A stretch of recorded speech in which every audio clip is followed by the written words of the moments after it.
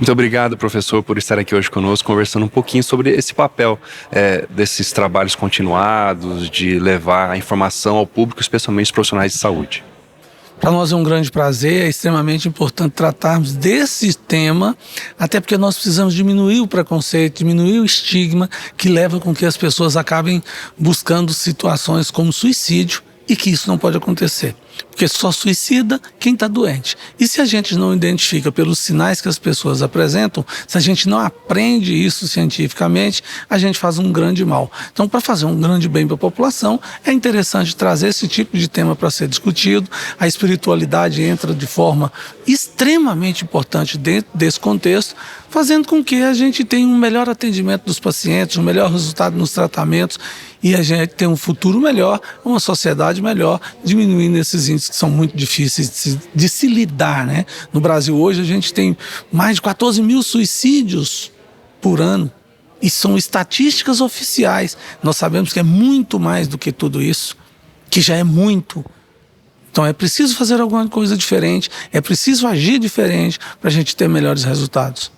Como que a espiritualidade vem contribuindo para ser um fator protetivo, justamente para evitar a ação suicida? É importante diferenciar que não é religiosidade, não importa qual é a religião, não importa o que a pessoa cultua. O importante dizer é que a gente precisa lidar com a espiritualidade. E a espiritualidade ela tem que entrar no dia a dia, nas consultas de uma maneira em geral, para fazer com que as pessoas tenham uma melhor adesão ao tratamento, um melhor entendimento da importância dos cuidados que nós temos que ter em saúde mental, para proteger cada vez mais as pessoas das doenças mentais, aprendendo com isso, inclusive fazendo um trabalho de promoção de saúde e de prevenção de doença, o que faz todo o diferencial. Quando a gente tem que trabalhar já com uma pessoa adoecida, quer dizer, trabalhar com assistência, nós já perdemos muito, porque o ideal é que essas pessoas nem tivessem adoecido. Parece estranho, né, que médico fica trabalhando para poder falar só de prevenção, para falar de promoção de saúde, mas isso é o certo. A medicina é para isso. Nós só temos que intervir de último caso, quando você não tem mais saída. O bom mesmo é trazer esse trabalho de promoção de saúde, trazer um trabalho de prevenção de doença e deixar com que as intervenções sejam realmente os últimos pontos a serem feitos, porque há uma extrema necessidade. Porque a necessidade existe e a gente não pode negar. Na psiquiatria é assim. Nós sabemos o valor da espiritualidade e nós sabemos o valor que tem as intervenções que nós temos que fazer com medicamentos, com procedimentos biológicos, procedimentos da área, por exemplo, eletroconvulsoterapia, estimulação magnética transcraniana e até neurocirurgia psiquiátrica, que às vezes a gente precisa fazer. Mas a gente deixa como última etapa, por exemplo, fazer todo esse trabalho anterior para ter menos pessoas doentes. Isso é o que mais importa para nós.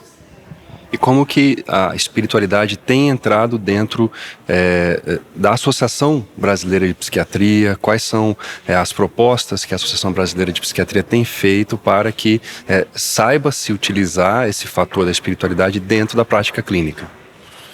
Já tem um bom tempo que nós introduzimos as chamadas comissões na Associação Brasileira de Psiquiatria. Então você tem comissões de dependência química, de adições, né? Você tem comissão para poder tratar de psicoterapia, que são departamentos mais especificamente que cuidam disso, e já tem comissões de emergências psiquiátricas, e nós criamos a comissão de espiritualidade. Nessa comissão de espiritualidade nós pegamos especialistas do Brasil inteiro, que são também especialistas internacionais, para poder trazer para dentro da instituição esse tipo de informação, esse conhecimento e replicar para todos através do nosso programa de TV, que chama de ABP TV, que é o nosso canal de psiquiatria no YouTube, podcasts, cursos, seminários e um simpósio internacional como esse, né, de neurociências, mostrando que isso também está falando de ciência. Nós não estamos falando de forma solta, do achismo, do que eu penso, do que eu acho. Não. É com base científica, para que todos os psiquiatras e não psiquiatras que atuam da área da saúde possam aprender e usar isso na clínica diária. Como tem sido a produção literária científica no campo da psiquiatria, relacionando o papel da espiritualidade à saúde? Altíssimo. Nós temos livros lançados por brasileiros internacionalmente, né? Livros, inclusive, que não foram nem traduzidos para o português, apesar dos autores serem brasileiros. Nós temos a nossa Brazilian Journal of Psychiatry, que é uma revista de altíssimo impacto, é a melhor revista de todas as áreas das ciências do Brasil. O fator de impacto é 6,328. Olha, é um absurdo esse nível, né? Hoje nós somos como se fosse, vamos dizer assim, a Lancet brasileira, a Science brasileira. Nós estamos entre as melhores revistas do mundo de acesso aberto. É um trabalho que é continuado. Por quê? Porque a psiquiatria brasileira é de excelência. Os psiquiatras do Brasil fazem uma psiquiatria de excelência. Nós temos os melhores do mundo com técnica completamente diferenciada e um humanismo completamente diferenciado do que se exerce nos outros países. O que é muito bom, o que dá uma psiquiatria com um diferencial assim, lá em cima.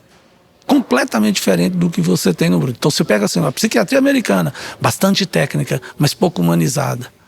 Aí você tem a psiquiatria europeia, ela tem mais humanização do que a psiquiatria americana. E a brasileira pegou as duas escolas, pegou a técnica, o tecnicismo do americano, a humanização introduzida pelos europeus e nós, com o nosso jeito brasileiro, dando uma característica diferente, criando uma escola brasileira de psiquiatria. É completamente diferente. Os outros países às vezes nem conseguem entender como que a gente consegue fazer tanta coisa boa, com tanta qualidade, com tanta excelência. Muito obrigado, professor, por tomar esse tempo e conversar aqui com a gente. É um prazer. Sempre que puder ajudar, será um prazer. A gente corre muito, mas a gente busca fazer o que tem de melhor.